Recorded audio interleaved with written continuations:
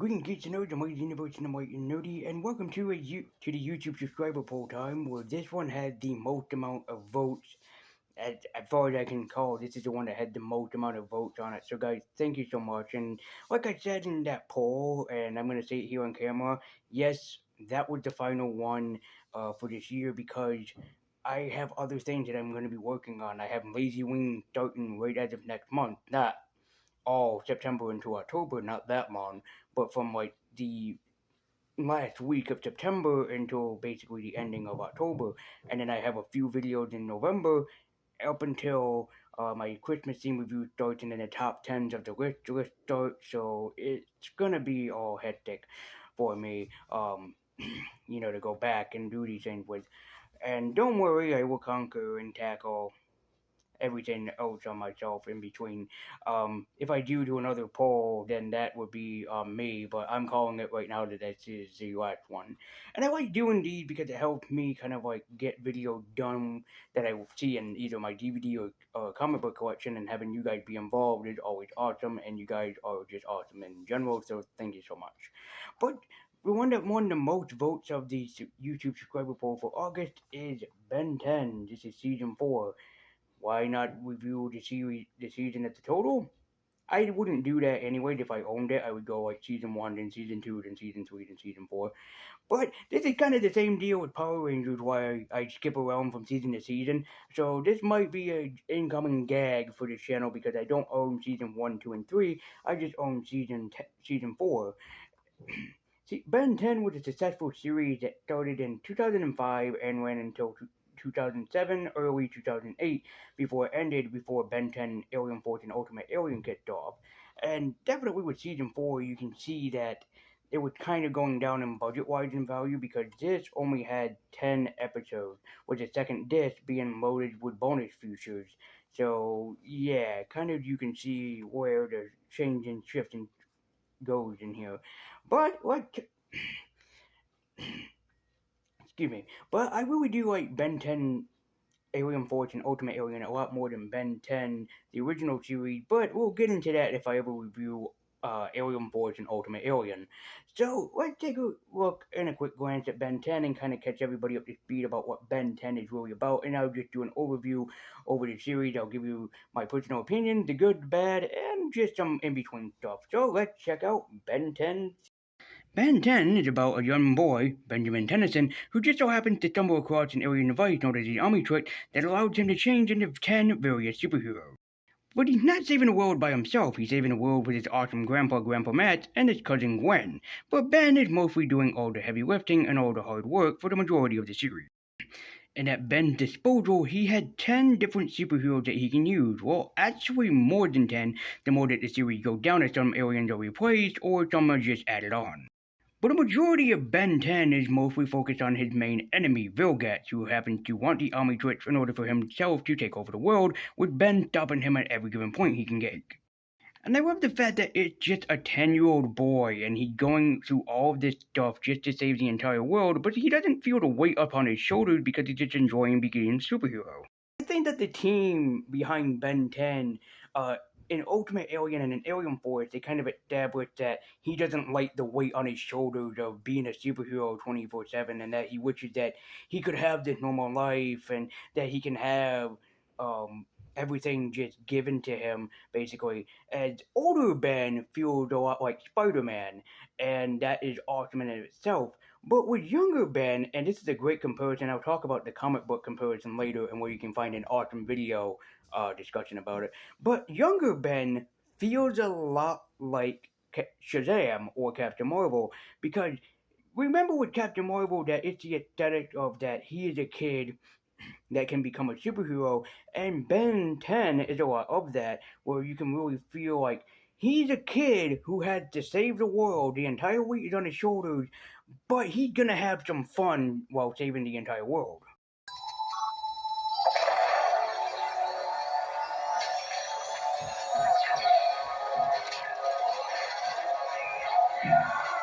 And much like a proper superhero, Ben 10 is full of his great enemies, and a lot of these enemies are my favorite, but the one that they mostly try to focus on is Vilgax, but he's not prominent in the series, which kind of bothers me. When you think about great superheroes in the DC or universe, Marvel universe, or just the comic book world, they all have differences in them, but they all have that one villain that makes them greater. For Superman, it's Lex Luthor. For Batman, it's the Joker. For the Flash, it's Reverse Flash or Zoom. For Wonder Woman, it's Cheetah. For Aquaman, it's Black Manta. For Spider-Man, it is, I believe that for Spider-Man, it is Green Goblin. Um, for Captain America, it's the Red Skull, and so on and so forth. And what really does kind of bother me is that, like, for the villain of Vilgax, he's more prominent in the first, I want to say, 3 seasons, or just the first season in general, before disappearing and bringing in new enemies, with a brand new enemy that we're going to throw into the mixture, but we'll talk about him later on in this. And it kind of bugged me that they have Vilgax. He does appear in the final episode. I use in quotation because it's not really the finale of the entire series or whatever.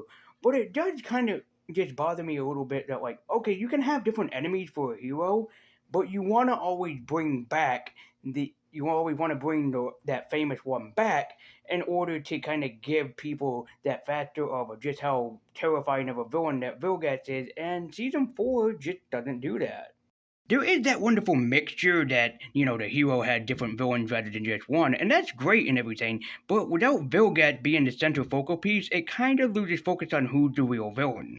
This series also gives us a new alien in the form of Ditto, voiced by one of my favorite voice actors of all time. He's voiced by the legendary and amazing and awesome Rob Paulsen. Stinkfly.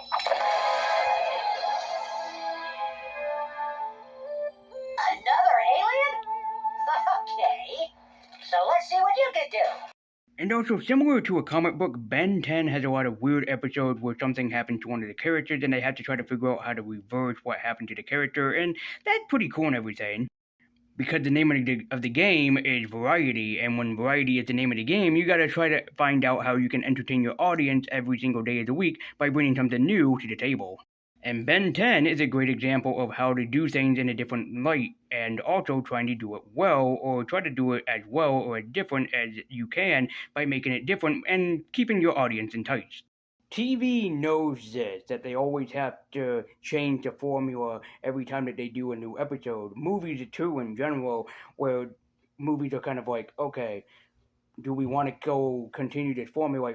Like, for example, if you're working for Marvel Studios or the MCU, you're going to go, okay, do we want this movie to kind of be its own thing? Or do we want to kind of balance it from what we've been doing? Do we want to copy the same formula, or would we rather change it up? And with TV, it's definitely different, especially animation, where you have to kind of keep things fresh and new every single week that you're making a brand new episode. The same goes for me on YouTube. I do YouTube 2 days a week, and I try my best to keep every episode at least as kind of different as I can, with trying to make it just as unique, or for the most part, as different as I can, right? In some ways, repeating the same formula, and sometimes that works, but sometimes spicing this up or changing the formula just a tad for you guys at home, it makes things a lot better, and especially makes it all the more enjoyable for me, so I can see why Ben 10 is also copying the same formula. There is no real plot behind Ben 10 because, well, the plot is just that a 10-year-old superhero is going around saving the entire world one day at a time and taking it as easy as he can. As the majority of this always has to deal with, oh, Ben had gotten himself into this situation or have found himself in this situation, so how in the world can he actually change what's going on? But especially with Ben 10, it's always different because there's always an alien that you haven't seen in a while that Ben can transform into, which is a nice touch for people that actually prefer one alien over the other. And Ben, for the most part, finds himself in situations that he seemingly hilariously finds himself in, and he had to find a way of finding himself out of the situation for better or for worse. There's even a spin-off series that they do in this series a lot, and that is Ben 10,000 or Ben 10 in the future, which I believe was actually supposed to be a spin-off series that unfortunately never happened. I'm one of those guys that think that it would have been fucking awesome to have Ben 10 be older, which is what they did in Ben 10 Ultimate Alien and Alien Force.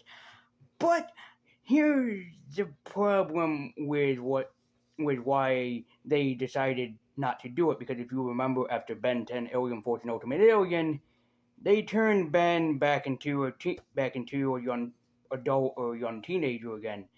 That's because Ben 10 is a lot like Spider-Man, whereas Spider-Man can be popular if you adult him and make him grow up with the audience that's reading him. But at the same time, they were like, yeah, but we still want to appeal to the child audience, so that's why they de-aged Ben 10 again. And it didn't necessarily work, as I did not like it when they kind of went back into making him a kid again. Not Omniverse, the one that came after it, the very weird one, where they kind of reverse aged him again. It's like, it doesn't necessarily work, but I can see why they did that, because they want to appeal more to the child audience than they do for the teenage demographic. And it doesn't work in this case because you can make your audience grow up with the series, and with there's still a lot of TV shows, mostly in animation, of the idea of why this doesn't work, because you're not making your audience feel like they're maturing with the property. You make them feel like that they're getting younger, and that's not exactly a very good thing, especially to do with your audience. And with Ben 10 and with Ben 10,000, if that was ever made, I can see it actually working, because I would have been interested to watch it for a majority of time. But they decided not to do it and scrapped the project until 2008, where they brought in Ben 10 Ultimate Alien, where he is, I believe, 16 years old at that point. So, kind of nice to see that they did that before they de-aged him again. Pretty soon, we're going to get a series of Ben 10 where Ben is basically like Teen Titans Go, and he's basically the size of a toddler. But one thing that the series does, and does pretty well, is the fact that, okay, Ben is getting older, but now is the time that he had to go back to school. As yes, indeed, in quote, the final episode is about Ben and Gwen going right back to school again after their summer vacation has already ended by this point in the cartoon series. With now Ben's parents' lives being threatened, because now Vilgax knows who he is, he knows where he lives, and that he will do absolutely everything to stop them. This was a great idea, but it was poor in execution, as the final battle between Ben and Vilgax should have been awesome, but it was more lackluster in the original cartoon series. If you're going to set up the villain to use in the series all the time, make the final battle worth it. Yeah, there's a movie where Ben and Vilgax finally officially go at it, but that's not proper. You don't need to throw in a movie just to, make the series fucking work, for example. It's really bad design, and it's poor design when you're like, Ben is finally going to go up against the final villain. How did you destroy him? By lighting up a methane tank in the sewers. Don't believe me? Here's proof.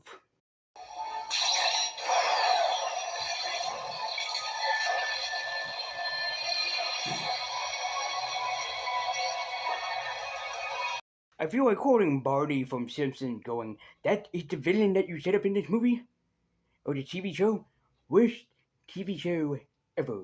Because it is. When we first saw Vilgax in the original 3 seasons, he was kind of like beat up, but that's because that Grandpa Max in Ben 10 is basically like Star-Lord from Guardians of the Galaxy. He's a galactic defender. He protects the galaxy by an organization known as Plumbers, which is kind of cool, because at first when I was like, his grandfather's a plumber? That's not awesome, until I realized what he officially was, and I'm like, oh, no. This is more damn awesome than you can ever imagine in this series. This is so damn cool.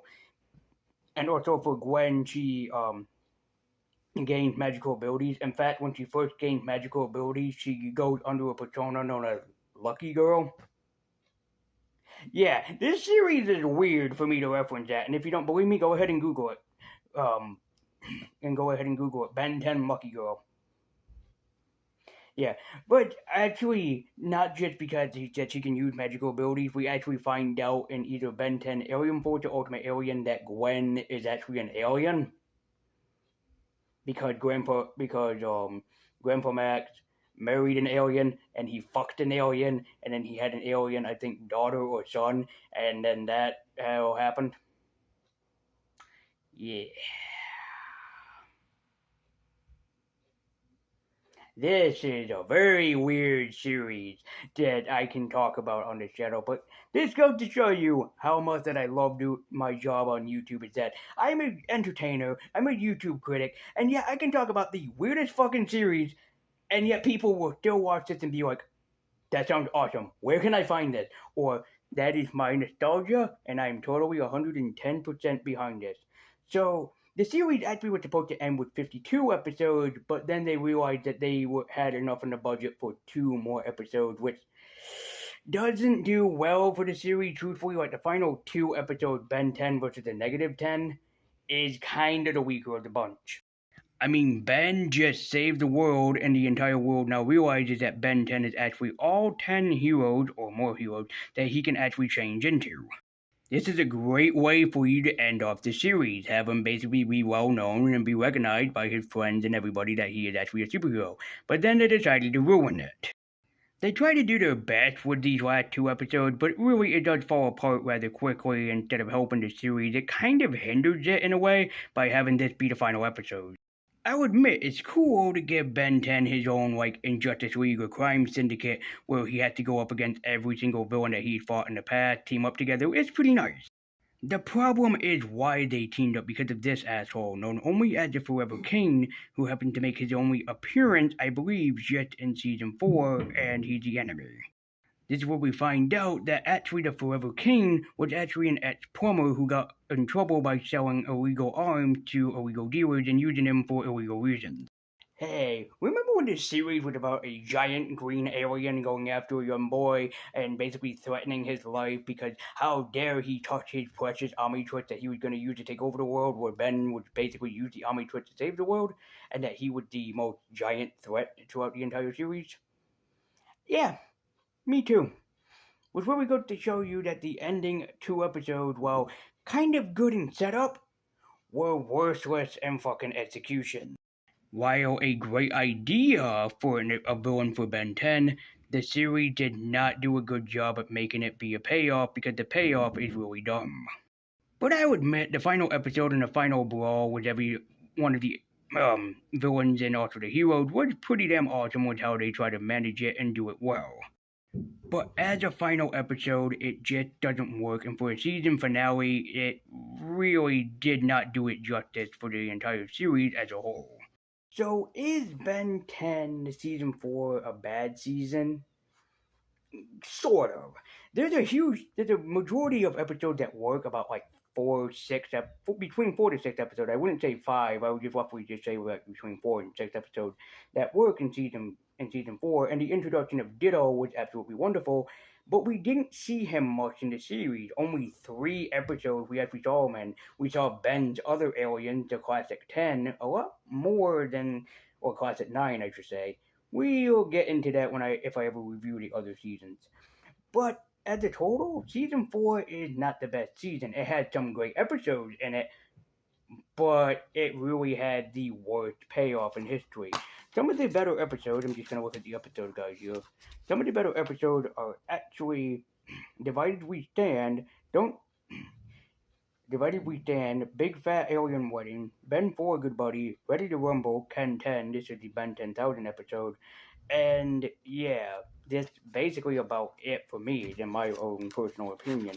But probably the better episode, because I'm a big fan of his, is the Rob Paulson introduction of Ditto, Divided We Stand. But I still would recommend that you still check out Ben 10 if you want to.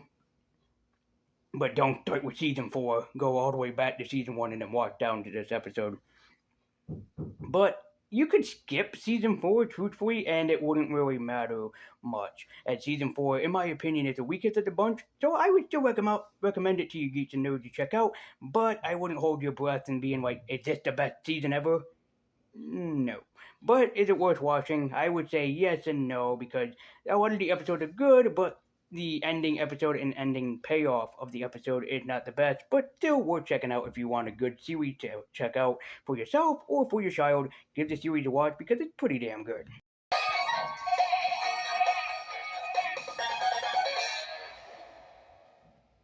So that's gonna do it, guys, for the season 4 review of Ben 10. Honestly, could have been a lot better than we actually got, truthfully. But there is more YouTube subscriber poll content still to come, so be sure to like, comment, and subscribe, and hit that bell icon so you can be notified when the next YouTube subscriber poll video comes up. And check out Ben 10 if you can. But probably, in my opinion, just skip on season 4 because it's kind of not worth it. So thank you guys so much for watching. I believe Universe, I believe Nerdy. Be sure to like, comment, and subscribe. Follow me at Twitter with the description down below. And until next time, take care and keep geeking on. Later.